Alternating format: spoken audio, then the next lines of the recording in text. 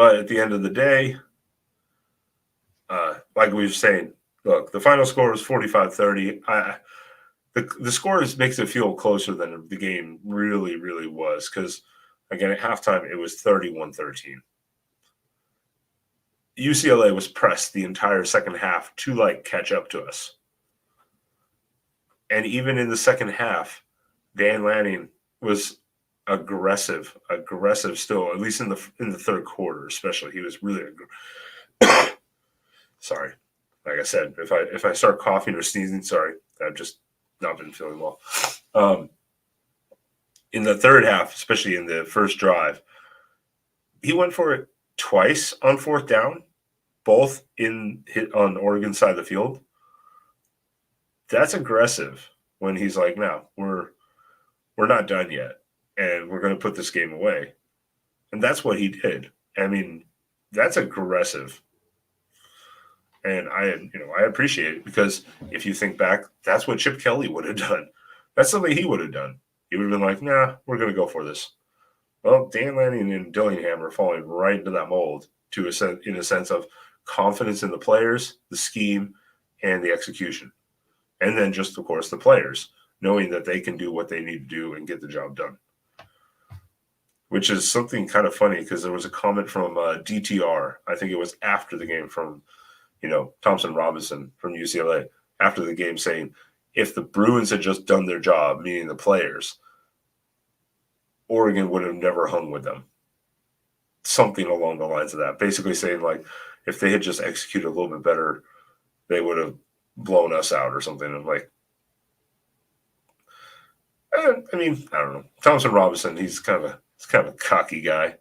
But that's what you have to have. You have to have that attitude and mentality, I think, to be the quarterback. You have to, for some people, not everyone, but you got to kind of have that edge and attitude. So I don't mind it. Let's see. We did give up passing yards. And we gave up some rushing yards. Really not that bad. We gave up 168 rushing yards. And that was off of some missed tackles. Unfortunately, there were some missed tackles again. And that helped UCLA, ramp up and gain some extra yardage. But for the most part, it was not that bad. We gave them, again, 168 yards. Not terrible. Especially to the second leading rushing team in the conference. Not terrible. Because, again, we had 240 rushing yards. Or maybe a little more. But one of the things, too, the pass defense, it wasn't great. It wasn't terrible. But there were several great one-on-one pass defenses made, especially Gonzalez. He really should have picked off that pass. I think it was in the third quarter.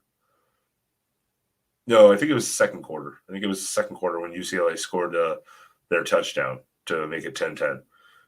Gonzalez had a great pass defense, and he really should have picked it off. He was right in front of the receiver. He just couldn't hold on to it. But yeah, the secondary is actually holding up relatively well, and that was the one thing I think most of us were kind of a little bit nervous about because that was the weak point. We lost a lot of guys from there, a lot of experience. Obviously, bringing in Gonzalez helped a lot. But, I think it was one of the things that kind of made us a little bit nervous. But so what do you guys think of this game? What did you think? Were you guys worried about it? That was the wrong one. Sorry about that.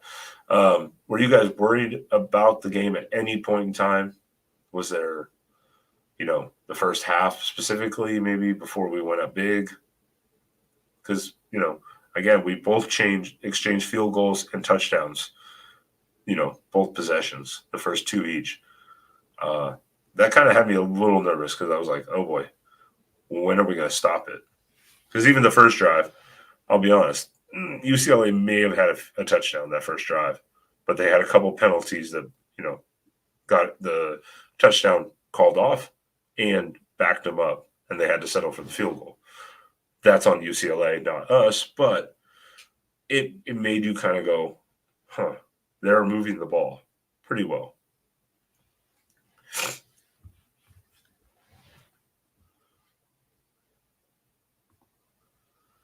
But again, final score 45-30. Again, I think the score doesn't really tell the whole tale. I think the game was further out of reach really than that. But we gave it points. Again, we're going to that type of offense, those type of players, especially Charbonnet. Again, that guy, he was breaking tackles. We couldn't bring him down. Sometimes it took 2 or 3 guys sometimes to take him down. That's a big dude. So it wasn't surprising. But I thought overall they contained him and DTR relatively well. Again, they're going to get their yardage and they're going to do what they do. But I thought the defense did, pretty well. Is there things to clean up? I think the coaching staff would agree. Yes, of course. There's always something you can improve on. It's just, what do you want to improve on and why, and can you do it and how fast can you do it, or is there something just let it ride? That's up to the coaching staff. That's why they're there. That's why they get paid. And offensively, again, you have to look at the average level of competition the Bruins have played against. They did. Again, they pretty much ran wild on Utah. But, Colorado, everyone, I think, runs wild on Colorado. Unless you're California. Cal, Jesus. But the Bruins came in only giving up 344.8 yards a game on average. And the Ducks put up 545. So, again, you'd have to look at each specific game to see the actual yardage allowed and given up. But the average is a respectable number. That was the best in the pack.